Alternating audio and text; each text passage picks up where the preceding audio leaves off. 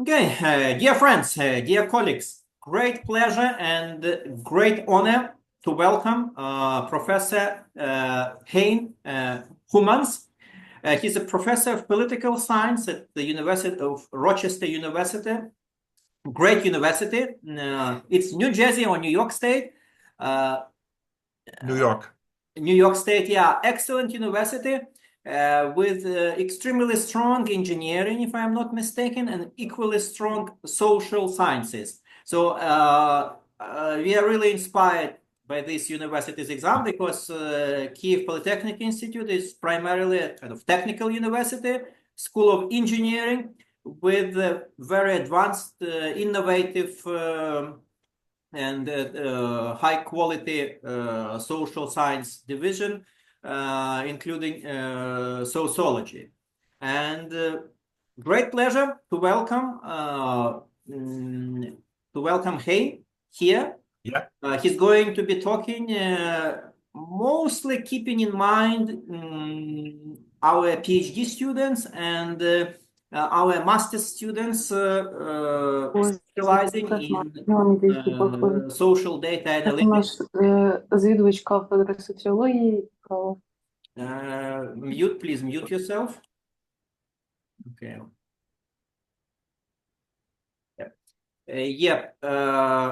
And Hein is going to be talking today on, I think, Benedict Anderson inspired theme, subject matter. Yeah. Geographical maps and nation identity. Exciting topic, very topical issue, kind of conflict-laden issue. So I'm eager to listen to what Hein is going to say. So Hein, again, thanks for joining. Thanks for finding time to speak to our faculty and students. And the floor is yours. Thank you very much. Let me just start by saying that I have a tendency to speak fast. So if I speak too fast, please don't hesitate to interrupt me and tell me to slow down. A word about the University of Rochester. It is particularly known in the political science department for its introduction of rational choice models into political science, which are now commonly the standard in all political science departments everywhere. And many of these people who do that at all the top universities in the world have been trained here at the University of Rochester. They hired me because I'm somewhat sympathetic to this approach, even though I'm not a very strong engineer or mathematical modeler, but because I was sympathetic to it, I could do a little bit of and combined it with history. Which brings me to what I study. I am interested in war. So if people ask me what my interests are, they are, about war. And I've been thinking about war for the last 30 years. And I started thinking about war from an angle which was then relatively unusual, not on how wars start, but on how and why they end. A topic which had not been explored for 20 or 30 years when I wrote my book on that in 2000. And then it turned out that leaders and their individual incentives played a very important role in decisions to continue war or to stop fighting. Then did a second book, a follow-up on how wars start, also looking at leaders. But all of this research, of course, excluded the fundamental role of the people who have to show up and fight, the individuals, the soldiers. And that, to me, is a fundamentally interesting thing because it ties us to something that is very often overlooked, that if two countries fight, they typically fight in 99% of the cases for a very specific territory and for claims to the homeland. And the question is, why does that actually motivate people to fight and die? And how is that actually instilled in children? So the argument here is that maps, particularly in the schoolroom, but then also on wall maps and sometimes on TV when you report the weather, become some kind of a logo of the nation state, as Benedict Anderson would say, and they remind you constantly of the nation and instill nationalism. That's the first aspect of the map. Secondly, and which is a more rationalist perhaps approach, is that the map coordinates expectations of group membership. It tells you who is in and who is out. Typically, we think of groups as defined by type, categorization by type, according to the social psychology theory of social identity theory by John Turner and Tajfel. But so you can coordinate people by type. You can say people with black hair, people who speak French, all belong to a group. But you can also classify people by area, and you do so with the means of a map. You tell everybody inside these lines is us, and everybody outside these lines is not us. So this idea that maps have been used to do this is definitely not old. It's the most common, of course, advocate of this view is Benedict Anderson, but there are some other people and historians who've said that, some of them even before Benedict Anderson. So Benedict Anderson famously said, "The map entered an infinitely reproducible series available for transfer to posters, official seals, letterheads, magazine and textbook covers, tablecloths and hotel walls. Instantly recognizable, everywhere visible, the logo map penetrated deep into the popular imagination, forming a powerful emblem for the nationalism being born." Another quote, and this is from Carla Ruiz, who is a sociologist in Argentina, supports this notion that maps help form national identity and instill nationalism into subjects. She writes, "In Argentina, the map addressed the need for the exhibition, propaganda, and installation of cartographic image, and the consolidation of the map logo in the collective imagination as part of an essentialist cultural conception of the nation, defensive and exclusive. Because the use of the map of Argentina as the logo of the nation, that is, as a stable, unique, and binding figure, was perfectly suited to that idea of a nation, it became synonymous with the national and helped erase any other idea of the proper nation." So Benedict Anderson spoke in general. He spoke about the former colonies, following up, of course, on the work of Tongcha Winnichakul, who did work on Siam. We see that Carla Ruiz speaks about Argentina. And there's two more examples that I want to quote here to you because they're relevant in the current context. This is Raymond Crabe, who argues that a national map of Mexico had as much iconographic power as it did instrumental power. For one, a national map served the very basic function of defining and bounding space within which a newly emergent post-imperial elite could purport to assert their power, confirm their continuing status, and legitimate their rights to rule and, in effect, represent. Moreover, a national map symbolically affirmed the political reality of an entity whose very existence was at the time increasingly in question: a unified and sovereign Mexican nation-state. The powerful sway of territoriality as the basis for modern identity and control ensured that geographic science and its primary medium, the map, occupied a place of preeminence in the nationalist repertoire. This was particularly the case by the 1840s. I refer to this because what Raymond Craig talks about is the aftermath of the Mexican-American War, which of course Mexico lost vast swaths of territory. Another example, post-war and post-defeat, comes from Eugen Weber, who talks about France, of course, his famous book, Peasants into Frenchmen. He writes, "Maps of France began to be supplied soon after the Franco-Prussian War, distributed by the state. First urban schools, then rural ones, were endowed with wall maps. By 1881, few classrooms, however small, appear to have lacked a map. Some, of course, served only as ornaments, but they inculcated all with the image of the national hexagon and served as a reminder that the eastern border should lie not on the Vosges, but on the Rhine. They were also powerful symbols, not only of the asserted fatherland, but of the abstractions young minds had to get used to."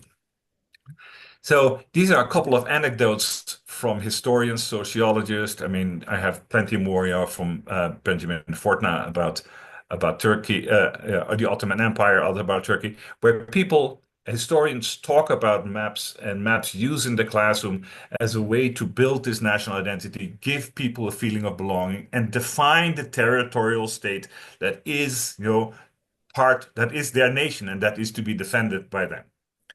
But the question then is, how does the map do that?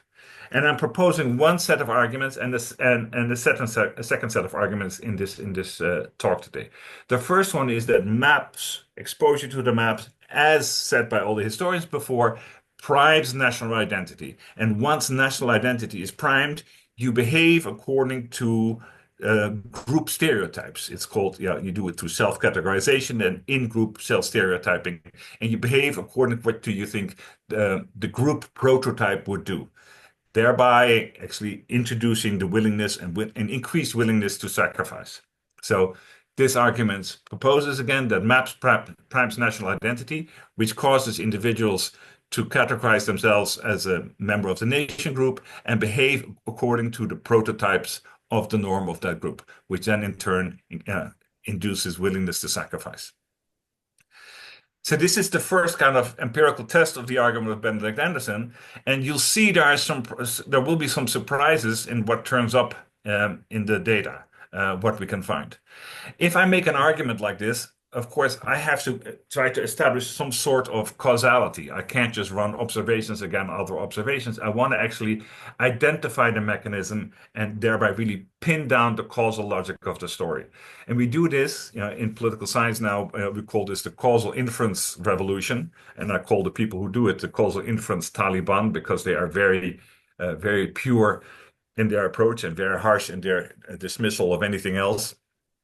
We do this by randomized controlled trials, very much like we do it in the medical science and other ones, where we have a large group of people who on average should be the same. We split them in half. One gets the treatment, the other one gets the control, and thereby we can really isolate the effect of the treatment.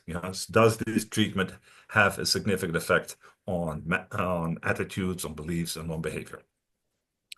And I did that in a variety of countries. I did it in Argentina, and Thailand, and Ecuador.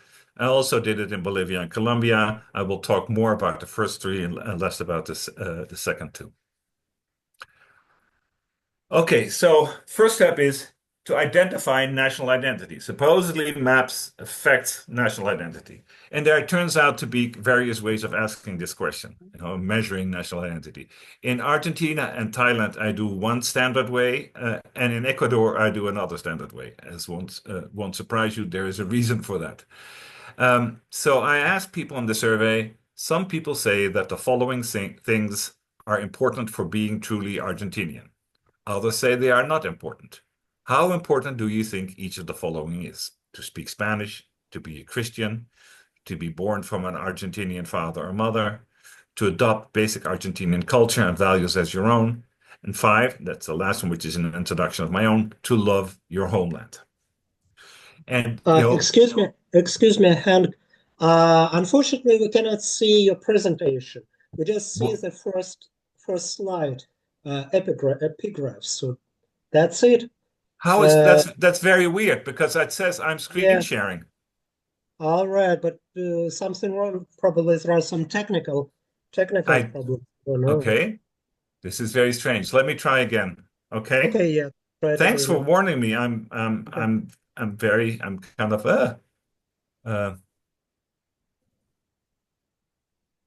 Can you see this? Try to. Yes. Now it's great. Yeah. Now we can see well. I am so sorry. Thank you. Yeah. Again, if there's anything else going wrong, please interrupt me, because I do need these slides to help orient the group. So here again is the theoretical kind of story that I'm trying to test. Here are the surveyed countries. Okay, can you see this question? How to measure national identity? Yes, that's Great. okay. Okay, I'm so sorry about that. Okay, so I'm trying to measure national identity because the argument in the literature by these historians that I quoted earlier, they all say that the maps instills national identity and prompts national identity and primes national identity and makes people very much aware that they are a member of their nation or that they are strongly identified with their nation. So I'm trying to find some way to measure if this is actually the case. And I do it by asking a set of questions, and then I add them up to a national identity scale. I do the same way by measuring national attachment, by asking the questions, when someone says something bad about Argentine, Thai people, it is if they said something bad about me. Being Argentine affects how I see myself. What happens to Argentina in the future will affect my own destiny. Both these measures of national identity and national attachment are not inventions of mine. Both of them have been used over 100 times in other published articles on that measure or purport to measure national identity or use national identity as an explanatory variable for other behavior. So this is the first set of dependent variables that I'm trying to measure. And then I give each of the respondents either nothing next to these questions, or I give them a treatment. And for the Argentinians, the treatment is the map on the left, just an outline map of Argentina. And for Thai people, it's the map on the right, where you see in white highlighted the map of Thailand. Now, because I want to know that it is truly the map of the homeland that that instills nationalism, I rely on this notion that kids see these maps in the schoolroom and get inculcated with it in their geography lessons and other things like that. And typically in these classes, people get also taught about the lost territories and the great empires of the past. So people in Thailand would get to see the region shaded in black as the ancient Thai homeland.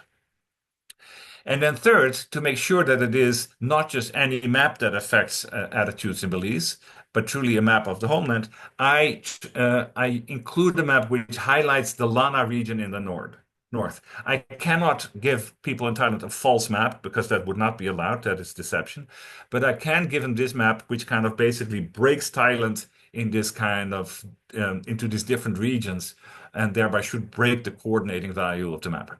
So the map treatments supposedly prime group identity and trigger national identity feelings among the subjects and the response. The question, of course, then is that true? And it turns out it is not true. Neither in Argentina or in Thailand does the map actually trigger any of these feelings of national identity or national attachment. This is here I represent the effect of the maps on the overall scale. I can do it more in the details in the next slide. So for Argentina, I have the contemporary map, as I do for Thailand. For Thailand, I have the map of the lost territories, which is the ancient homeland, and I have the map of the separatist region. For none of these does any of these map treatments affect any measure of national attachment and national identity. Here, I break it down into the subsequent in the separate items that I use to score the national identity scale, and you see that it all, with two exceptions, the effect of maps has very little effect on any of these questions about national identity. The surprising thing, perhaps, is that the map of Thailand with the lost territories seems to trigger some response in identifying with Thai culture. But overall, I think it's pretty clear that the map does not overall affect sentiments of national identity. This is contrary to what Benedict Anderson said and what all the other historians above argued. Somewhat of a surprise. So let's go to the second step of the argument. I've just shown that the map doesn't really trigger national identity. Okay, does the map still affect willingness to sacrifice? The mechanism that I proposed earlier is that the map triggers national identity, which triggers in turn self-stereotyping and pressure to conform to the prototype of the group. That seems to be impossible at the moment because there is no evidence of the map triggering national identity. But let's test the second step of the argument anyhow. And it is pretty striking, at least to me, that we'll find that the map does increase willingness to sacrifice. So to measure willingness to sacrifice, I adopt a scale which was first developed by Jocelyn Bélanger, and I asked the 5 questions on the screen. 1, and respondents have to say how strongly they agree or disagree with each of these questions. It is absurd to sacrifice life for a cause. I would not risk my life for my homeland. I would be willing to pay higher taxes to support my homeland. I would be willing to endure intense suffering if it is to defend my homeland. And I would be willing to give my life for my homeland. And I construct a self-sacrifice scale out of this by inverting the first 2 items and then adding them all up.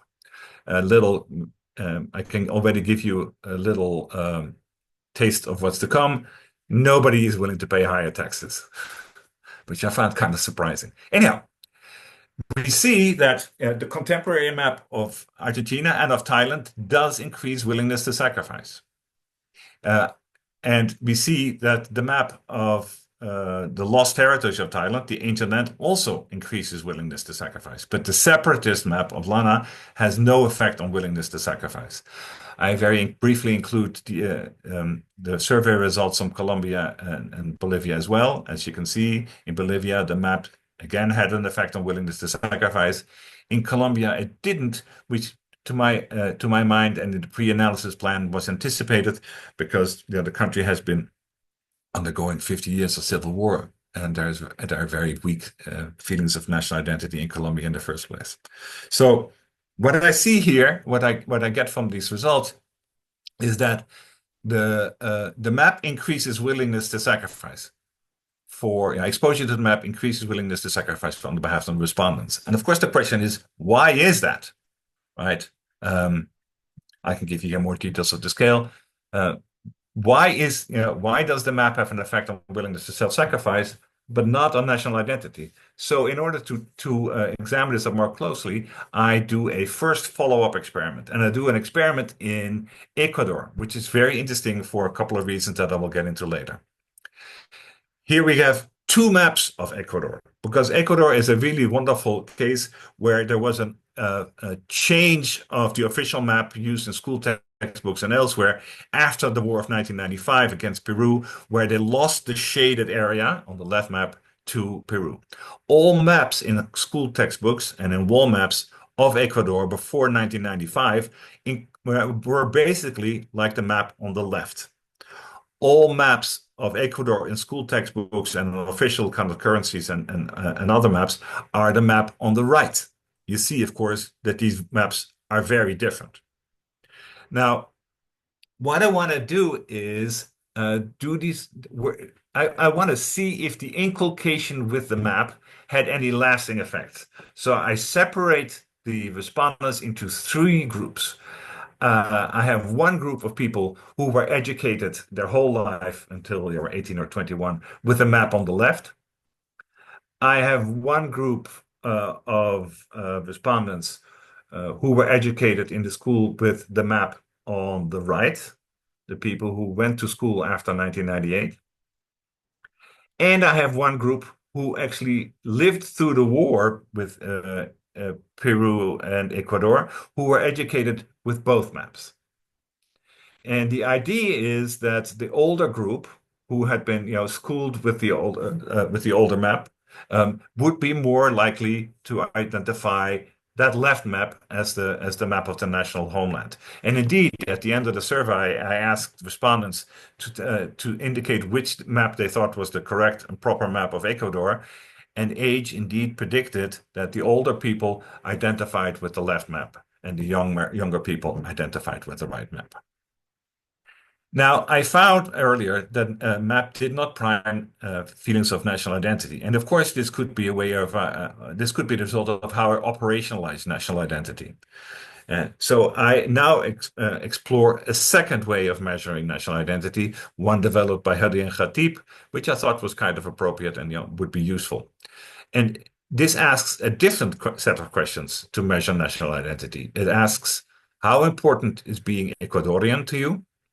And to what extent do you see yourself as typical Ecuadorian? How well does the term Ecuadorian describe you? And finally, when talking about Ecuadorians, how often do you say we instead of they? And somewhat surprisingly to me, but also interestingly, it turns out that these maps do affect this measure of national identity. Both the pre-1995 map and the post-1998 map affect measures of national identity in Ecuador. As you see, there's also two columns of the injunctive and descriptive norm to fight for the homeland. I won't really go into depth on those because I don't think I really have time for that. But we see that the map here does seem to prime national identity. And it may be the result of the different phrasing. And we see also, and this is the biggest surprise of that survey, we see that when we look at the age cohorts, the 18 to 30 who were educated with the post-1998 map, the 41 and older who were educated with the with the 1995 map and before, and the one in the middle who were educated with both maps, respond differently to these prompts. So on the left, we have respondents who were exposed in the survey experiment to the pre-1995 map. As you'll see, for none of them, the map increased willingness to sacrifice.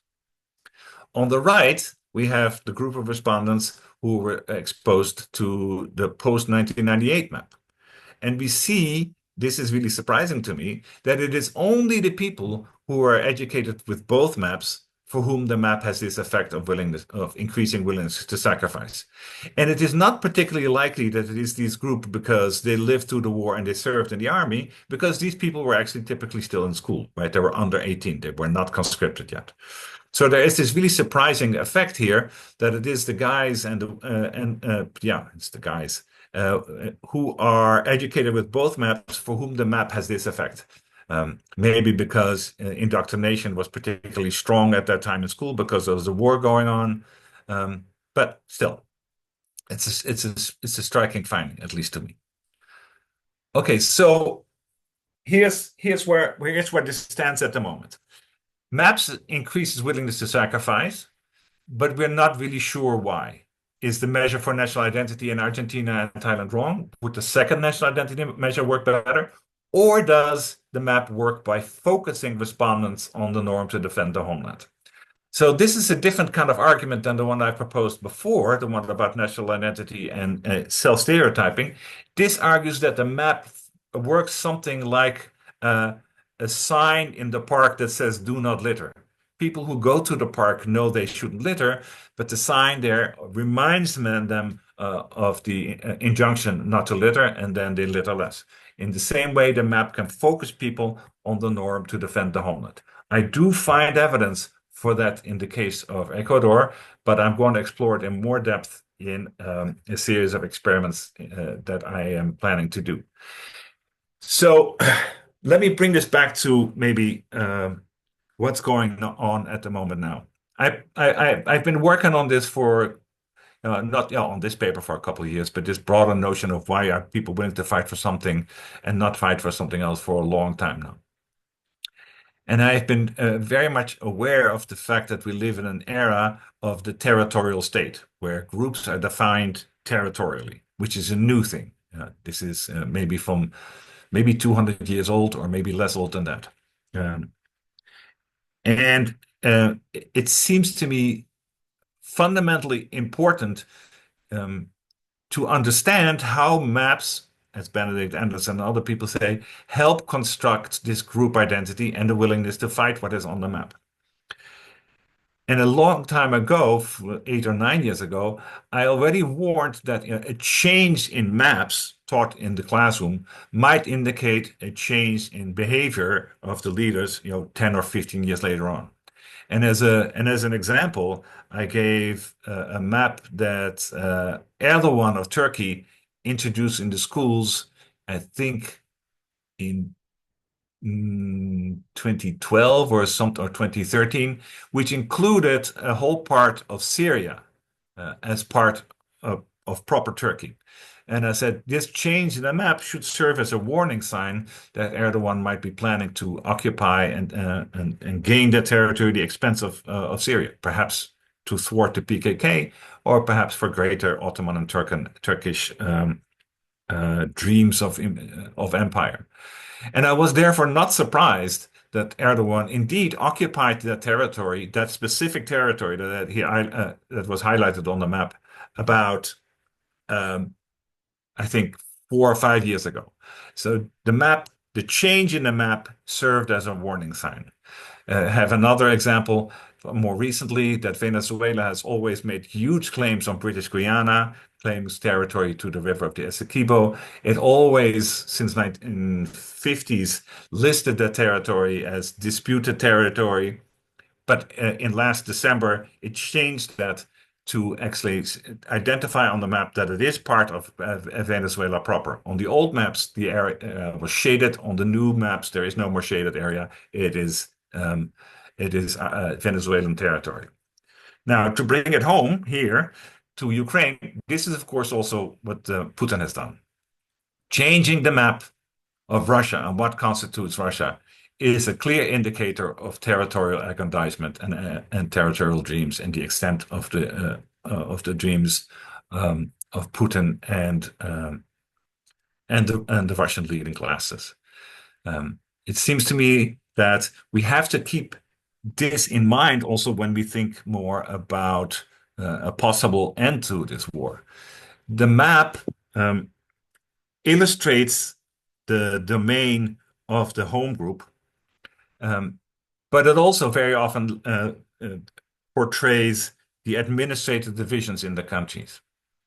And when we see that deals are made for separatism or conquest, we see that these are almost always done along the lines of former administrative units. People know the principle of uti possidetis from international law, that when a country falls apart, the new countries follow the lines of the previous administrative units. We can see something perhaps going on of the same way in Ukraine at the moment, where Putin is fighting to reach the administrative units of Donetsk, Luhansk, Zaporizhia, and Kherson. In conclusion, I think that maps have a fundamentally important role in shaping expectations of who belongs to a group, what is the territory that is to be defended, and that we should take them serious as such. But I have not yet been able to pin down the full logic of the mechanism whereby maps have this effect.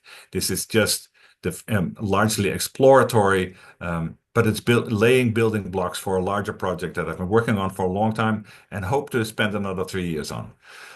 Let me conclude with that. Is that okay, Pavlo? Yeah, great. Thank you. Thank you. I have some comments. Of course you do. Before inviting people to ask questions to get engaged into debate, and kind of follow-up comment. Again, thanks a lot for this fascinating presentation. And I think it's kind of a great example of a very skillful and nuanced employment of data. And this is exactly what we are trying to do within the framework of our program, master's program, social data analytics. But we have two separate programs within our master's degree. The first one being conflict resolution and mediation. This social data analytics is a more recent addition to our programs, our sociology department programs. So of course they're kind of entangled, intertwined, because to study conflicts and conflict resolution and conflict mediation, you need a lot of data. And again, you have to be trained to deal with this data skillfully, again, in a very nuanced manner, being sensitive to all the intricate details this data brings one.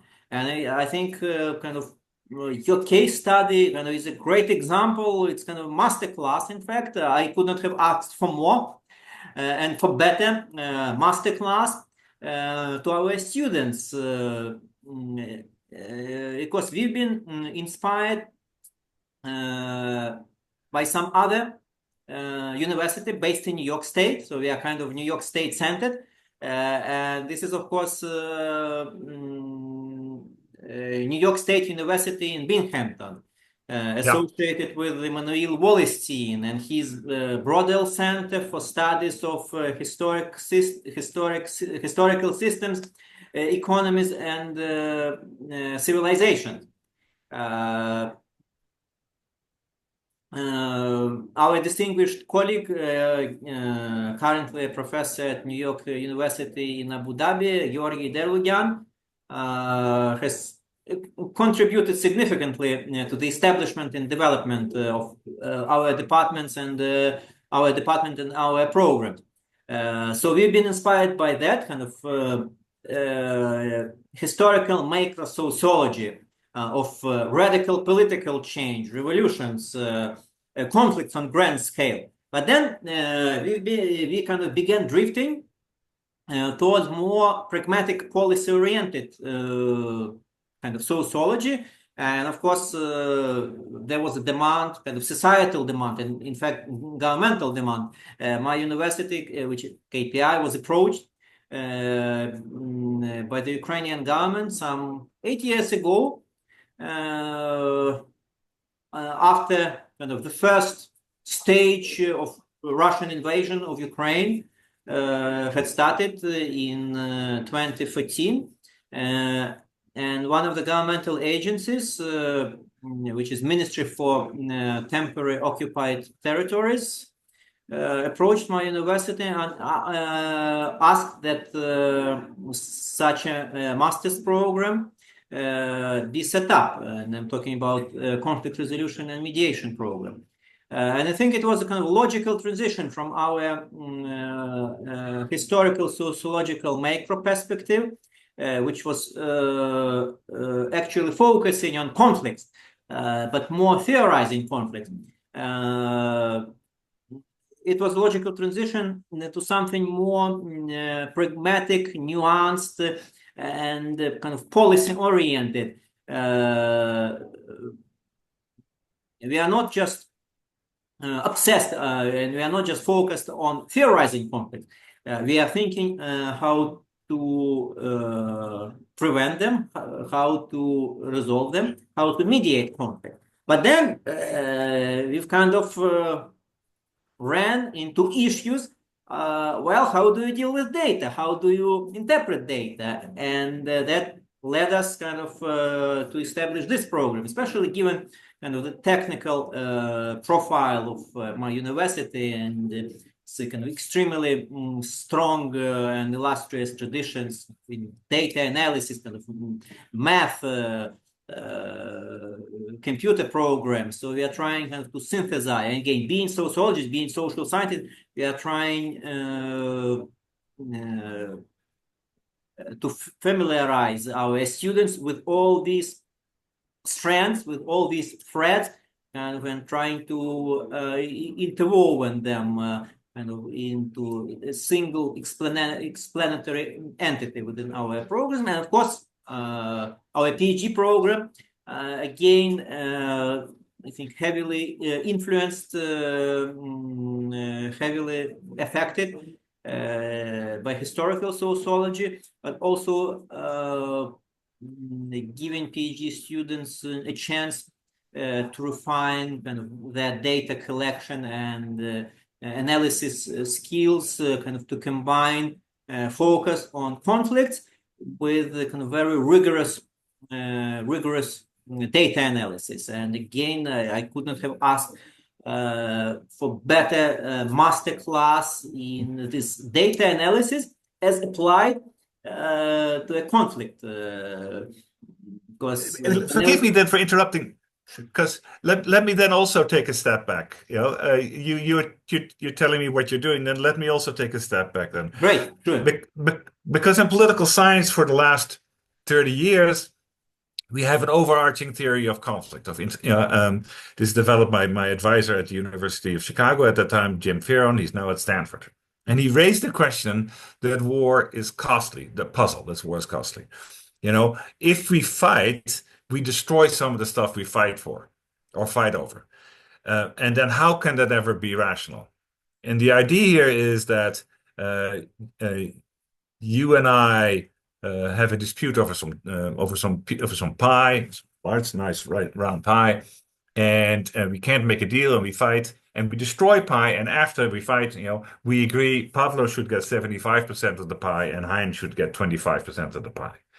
And the problem here is, as he so clearly identified, is that both of us, not just Pavlo and not just Hein, both of us would have been better off if we had divided the pie before, right? Before the fight, the pie was like this. After the war, the pie is like this.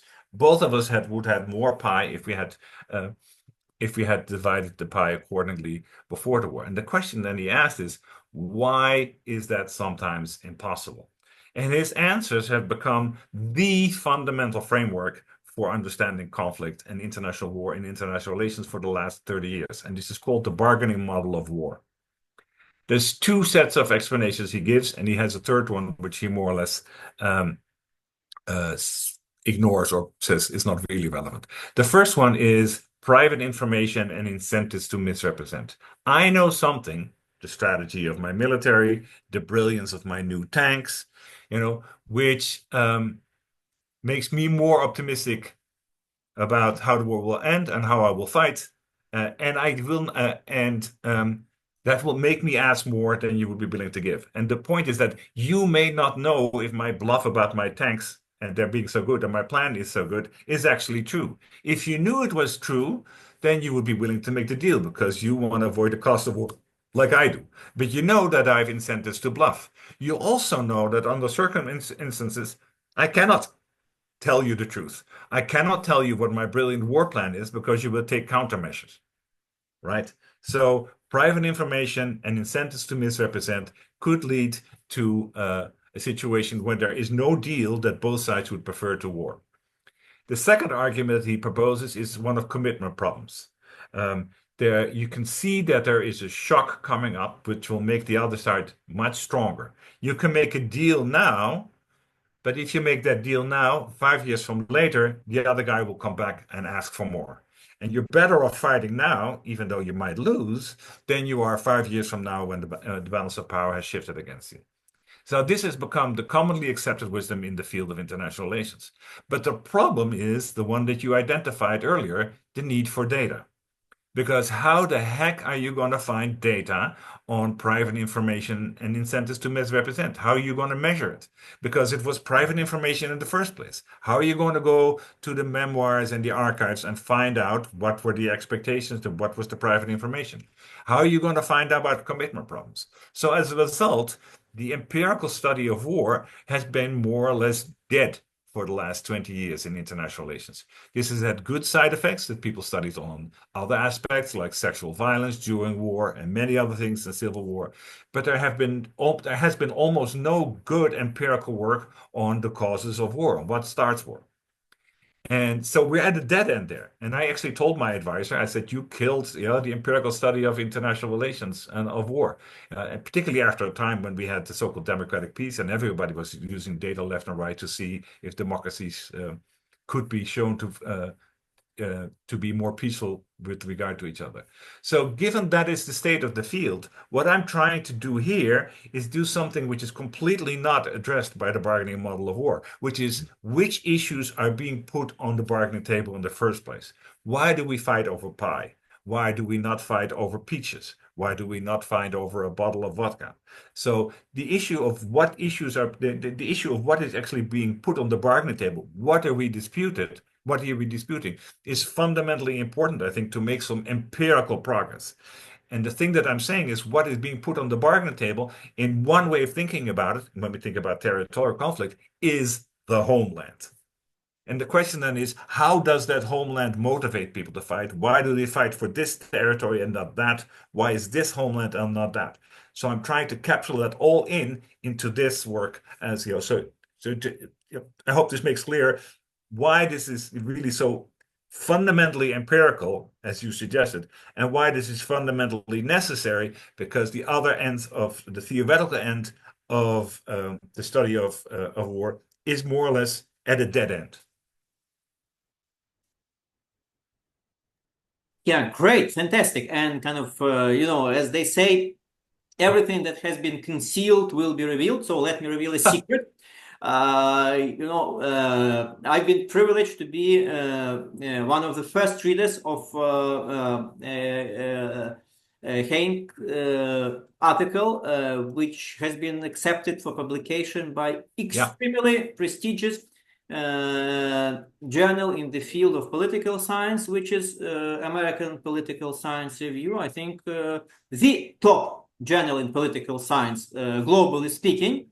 So it's kind of fantastic paper dealing with causes and types of territorial conflicts. Again, I'm not going to reveal further. Let's kind of take a note and wait for the respective issue to come out. But I do recommend that everybody read this great paper. And it's kind of very nice edition. It basically kind of dovetails. It's a dovetail log with today's presentation, but kind of more historical, comparative political, and I dare to say comparative sociological perspective. I enjoyed reading it greatly, and kind of lots of it's kind of chock full of insights and information. And it's kind of accessible for those who are used to dealing with data and kind of crunching numbers, and who has kind of background more in like history of ideas. Well, if any of your students want a copy, and they should just email me, and I'll be happy to send it to them. Oh, it's already come out. No, well, I have the draft, right? I mean, it's not published yet, but I have it in my draft. Oh, fantastic! Yeah, great, great. If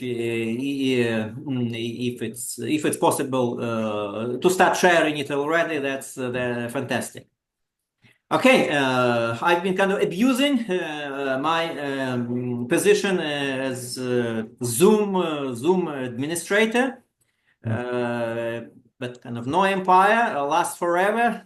So I'm more than happy to invite all participants to take part in Q&A session, perhaps maybe challenge again. Getting engaged into debate, make comments, and let's roll.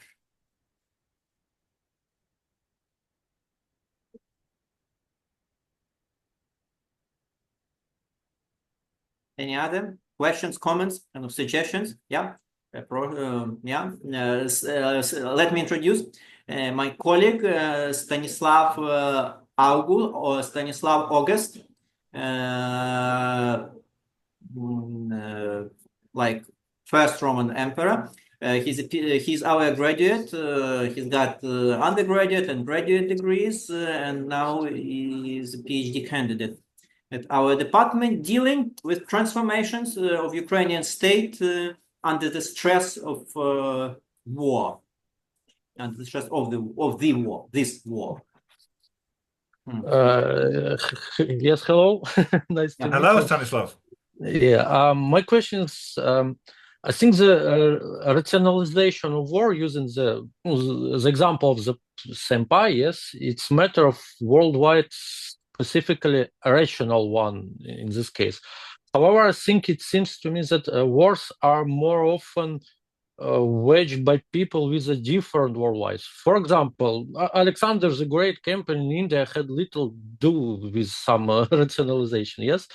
Or maybe some religious wars, or the simple desire of the autocrat to leave a mark in the history, yes? So I think it's can be many reasons to do this, if and I think the main reason is world view of the men who do it. Maybe well, yes, the homeland. It's I think it's one of the reasons. If we took our, I think maybe it's not, but I think it's for the autocrat who want to mark in history. I think it's my thing. So let me address this, because my answer that won't surprise Pavlo goes directly to the article that he just mentioned earlier on. So let's take an explicit historical view. We nowadays think of living in states, and like that is normal and that was always the case. But of course it wasn't. There were no territorial states in antiquity. There were no territorial states, with clearly specified linear boundaries in the Middle Ages. There were these zones of conflict and zones of occupation. And if you look back through history, therefore, it's not particularly useful to say that, there's states, and there were states in the 15th century and they fought for different reasons, religious reasons, than states do now. Because there were not states. They were not defined by their territory. That is the great innovation of the last 200 years, that the group is defined by the territory. It is not the case Frenchmen live here, but everybody who lives here is a Frenchman. It's a change in the rules of group membership. Before that, we had, for example, rules of group membership that were explicitly patrimonial. You belonged through a personal relationship and through personal allegiance to a lord, a king, an emperor. And in these systems, the claim for territory was not because this territory is necessarily worth it, is rich, or stuff like that. You claim the territory because your grandfather had another son and his line died out. So you claim the territory on behalf of the dynasty, on behalf of the group that you identify as your in-group, which is dynastic, right? So and of course, in modern times, we have another set of rules of group membership, which is so-called nationalism. We have so-called a common culture. This is a fundamentally problematic notion and a fundamentally problematic understanding of the world, unless you recognize that nationalism is typically yoked and combined with territoriality. There are very few truly nationalist groups who don't. We have the Orang Laut, the seafaring people. We have the Roma. We have the Sami in northern Finland and Norway and Russia, of course. But note, these specifically don't define themselves as territory.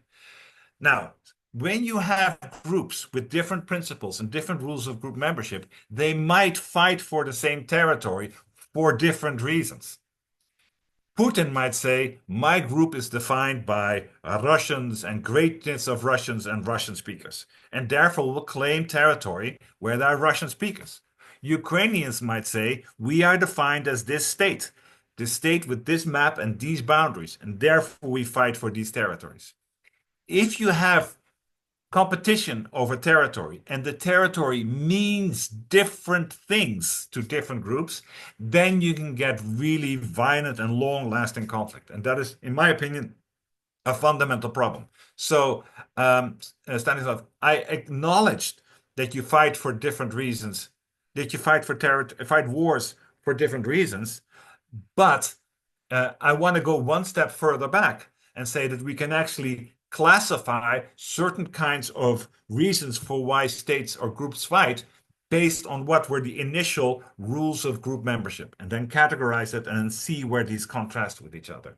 To go on a second way of answering your question is, and this is kind of a bit of a pet peeve of mine. So I do support and think that rational choice theory is very powerful and very useful. And for a very simple reason. First, rational choice theories require two and only two assumptions. One, it is that preference orderings are complete. I can rank A to B to C to D. I cannot say I don't know if D is any good. That's the first assumption. I can rank order my preferences. Second, we cannot have cycling. We cannot have A is better than B is better than C, and C is better than A. Right? That's all you need to construct rationalist explanations and rational models and form models. Now, why is this so useful? It is useful because it provides a baseline. We cannot say something is emotional or psychological without saying, like, without saying that we cannot explain it rational. We must have some rational baseline to say, like, if it's not rational, then it is psychological or emotional, something else, right? And rationalist modeling provides that initial baseline, because if you say wars are cause for emotions, there's many emotions which go in opposite ways. And how do we know which emotion is present at which time? In English, you have two expressions: out of sight, out of mind, which means you don't think about those people anymore. And the second expression says absence makes the heart grow fonder. Oh, when they're far away, I hold on to them more tightly. These are directly contrary kind of predictions, right? And we have no way of educating them and telling us which one will or are using them to predict behavior, because we don't know which one is operative at which time. That is why this rational choice approach is so fundamentally powerful. It is not because it is the truth. It is not because it is always right. It is because it is very useful. Thank you. I see. Sorry, I went a little bit overboard there, Stanislav. No. Thanks. Thanks for this kind of bright introduction into rational choice theory, because it kind of makes me to look at it from a different angle. Thank you. Okay. Alexander Filipov. Yes, thank you for the lecture, and I wanted to elaborate on the question or the previous speaker also raised, and that is, even if we accept the rational choice theory, there is still a question of who do we consider an actor, Yes. because we can consider actors, states as actors, but that's an abstraction. And for instance, another way to look at many of the historical conflicts, especially of 20th century, is that an actor is a political force, and the conflict is not territorial but political. And then, for instance, so this is exactly the result. Then, I'm sorry, I just want to finish the thought. The result then is not that the pie is divided like 70-30 or 15 to 85%. It can lead to a complete annihilation of a regime. For instance, in the World War II, Germany, of course, persisted, and you could think, like, look at the borders, they changed a little bit, but the Nazi regime completely disappeared. And you could argue that the war was for the survival of one of the actors. If you look at the politics, or the Spanish Civil War, also, like, one regime like the war resulted not in the complete absence of Spain on the map. It still exists on the map, but a certain regime vanished completely, and it fights for the survival. So okay, how do you? Alexander, I'm having a very big smile on my face at the moment, because this is exactly what I did in my dissertation in my first book. So I just gave you a rationalist explanation for war from the perspective of unitary actors. But as you say, where can you see how a state decides? I mean, right, there's a Ministry of Defense, there's a Ministry of Education. There's no actors of the state, but you can look at behavior of individual leaders. So I collected data on all leaders from 1875 to the present, how they entered power, how they lost power, what happened to them after they lost power, were they killed, were they exiled, were they imprisoned? And I did it for all leaders worldwide. And I did it partially because very much of because I agree with what you say. So under certain circumstances, there are private benefits to war for leaders, and this is a third and different category of rationalist explanations for war. And the example that I use, and the one that I have in my first book on the First World War, is of the German regime. So the Germans fought in the First World War, and they knew on 17 November 1914, 4 years before the war ended, the Chancellor, the Emperor, the Chief of the General Staff, and all the relevant individuals met for a Crown Council, and they agreed they couldn't win. So why did they fight 4 more years? they fought in what is known, or what I called, a gamble for resurrection, because that was the only way they could ensure their own survival. They knew that if they signed a losing peace treaty now, there would be a revolution and they would be overthrown. So they tried increasingly risky strategies. The fact that it was increasingly risky doesn't hurt them, because you can only get killed once, right? So the bad side, if you do a risky strategy, declare war on the United States, you might lose worse, but you don't care because you're already dead. But by that risky strategy, you might also gain enough to stay in office. That's gambling for resurrection. So that's what I did in my first book. And that, in my opinion, is exactly what Putin is struggling with at the moment. And Putin may be not so clear, because he may be able to repress the opposition, and the Germans could not do that. Perhaps an even better case of that is Bibi Netanyahu, right? Who is continuing to fight, because if he makes peace now, he will probably lose any elections because of October 7th, and then he knows he have court cases of corruption against him. Right. So I agree. In certain cases, there are private benefits to leaders from fighting. And this can go on, of course, only as long as the people don't know that the war is lost. So in the First World War, the German people were constantly told they are winning, they are winning, they are winning. And the thing that made the war end was not October 8th, the Black Day of the Army, or the American offensive at Saint Mihiel. It was the fact that Austria-Hungary sued for peace, which made the German people back home realize, wait a minute, we've been lied to, we've lost the war. And that's when the revolutions and the uprisings started in Germany. And in one of the nicest and weirdest experiences of my life, I talked to Prince Michael of Liechtenstein one time, and talked to him about war termination in the context of Ukraine. And I gave him this argument about that it was the people finding out the war was lost because Austria-Hungary was sued for peace. And he said his grandmother, who was the Empress of Austria-Hungary, had told him the exact same story. But I do agree. Sometimes there's private benefits. But they can only survive as long as the people don't find out what really is going on. And of course, Putin is doing everything he can to prevent the people in Russia, prevent them from finding out how bad it really is. He's salaries are going up, economy is growing, and all that kind of stuff. Is that Alexander? Is that helpful? Yes, thank you very much. Very helpful. And another level, could you elaborate on another level of abstraction where there is fight between, for instance, political ideas, not personalities of leaders?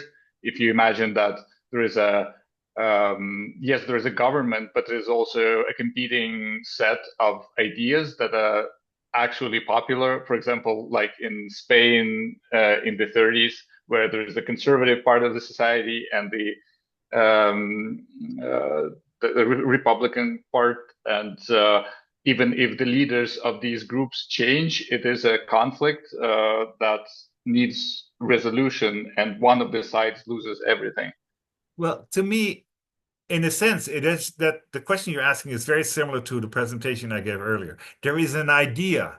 And I had the map of the homeland, but it could be an idea of what is a just society. It could be ideological driven, that people coordinate on, that say we are these group members, right? And that is fundamentally important to them. It could be homeland, it could be fascism or whatever.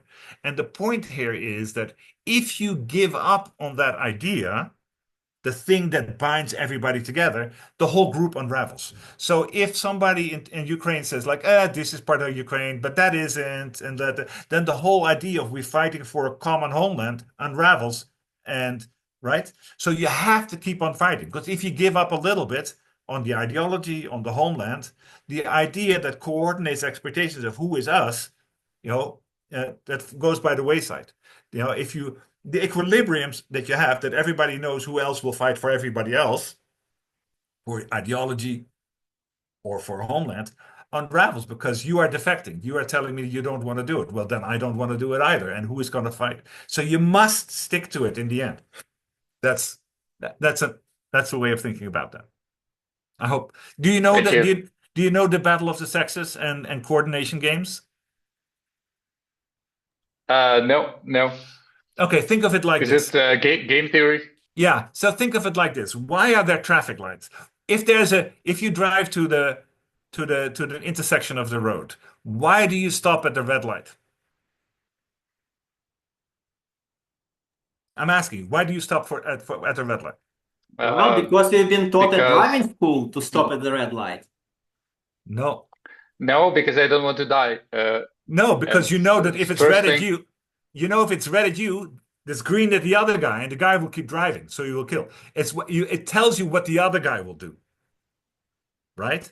And we come to some kind of agreement that my expectations are converging. You know that you will stop, and you know that the other guy will drive, and the other guy knows that he will drive and you will stop. You must have some common agreement on what you do, and that establishes it. It's the same thing as on which side of the road do you drive. It doesn't matter on which side of the road you drive, the left side or or the right side, as long as everybody behaves according to the same way, right? This is why people, left side drivers are on islands typically, because they don't cross the road and then all of a sudden have to change sides because they get confused and you get accidents.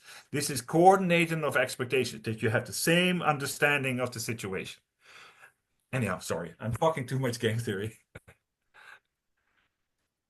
Okay, great. Oh, thank it's you. almost.